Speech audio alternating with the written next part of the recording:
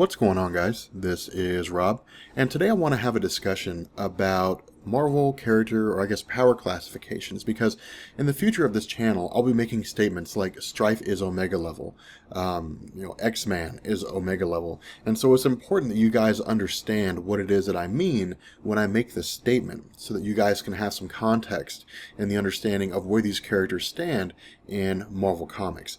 So in the Marvel Universe, they have four main classifications that particularly pertain to mutants. Now, the upper echelon classifications pertain to cosmic entities, but nonetheless, with the four main classifications, what we have is Gamma, Beta, Alpha, and Omega, in that order.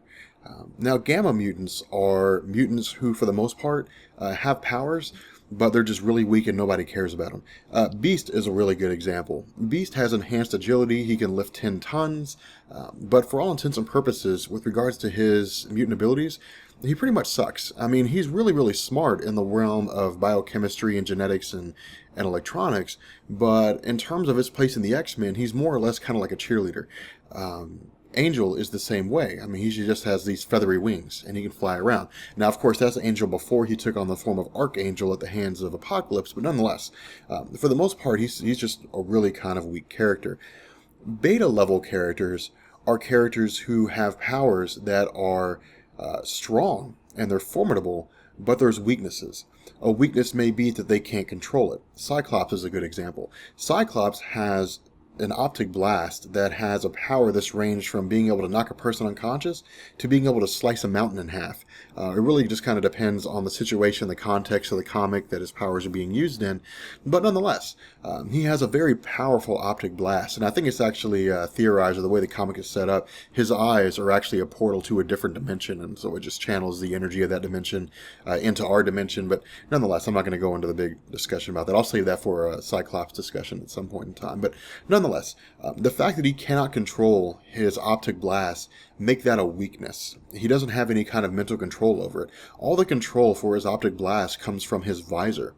Take somebody like Wolverine, for example. Wolverine has an enhanced healing factor, but he can't control it. These are flaws that are perceived in the world of Marvel Comics with regard to these characters, despite how powerful their powers may be, or what kind of exotic energies they may wield because of their powers. Now, alpha-level mutants are characters who have powers that are on par with beta-level characters, but they have control over them. So this is where you find characters like Charles Xavier, or Emma Frost, or Magneto. They're extremely powerful characters, but they have a mental on-off switch, and they can refine and control their powers to even the most nuanced degrees. Now, Omega level is where things get crazy. These are characters who have powers that are so extreme, and they have such refined control over them that they are, for the most part, unchallenged aside from a separate group of people. This is where you find characters like Onslaught, or I would argue Apocalypse. And I might even take a step further and argue that Magneto is an Omega level mutant.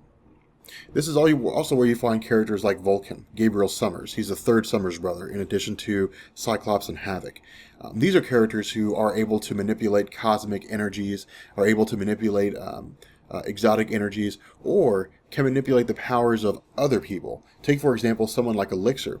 Elixir has the ability to alter the biochemical structure of other people, and therefore he can effectively turn their powers off. Now, when it comes to beyond Omega, this is where you find, for the most part, cosmic entities and maybe a handful of characters, or I guess mutants, in the Marvel Universe. This is where you find cosmic entities like Eternity and Death, the Living Tribunal, the One Above All. And with regards to mutants, this is where you find characters like Mad Jim Jaspers and Franklin Richards. Now, there's some debate here with regards to the Phoenix Force at the peak of her power, and the reason why is because Galactus is considered to be an elemental part of the universe. He's more or less beyond Omega level, and at the peak of her powers, Jean Grey was able to really kind of unleash hell on Galactus. There really wasn't much he could do against her. So, there's some debate here. But the reason why I choose not to use Jean Grey and the Phoenix Force as an Omega level character or beyond Omega level is because Jean Grey's power or her ability to reach Omega level is contingent on her tapping into the Phoenix Force. Without the Phoenix Force, Jean Grey is your garden variety telepath and telekinetic. A character like Quentin Quire, for example, Kid Omega, who was an extremely powerful telepathic and telekinetic mutant, could easily wreak havoc on Jean Grey if she was not using the Phoenix Force. Now, there are a couple clarifications that I need to make here. There are characters or entities that have been introduced to the Marvel Comics that I choose not to use as being beyond Omega level, most notably a character like the Beyonder. The Beyonder was, for all intents and purposes, the entire universe of his own dimension formed into one being. He was, in effect, his own universe. And he had powers that were incredibly unstoppable. In fact, I think the only person who could stop him was the One Above All, who, like I've said before, is for all intents and purposes God in the Marvel Comics.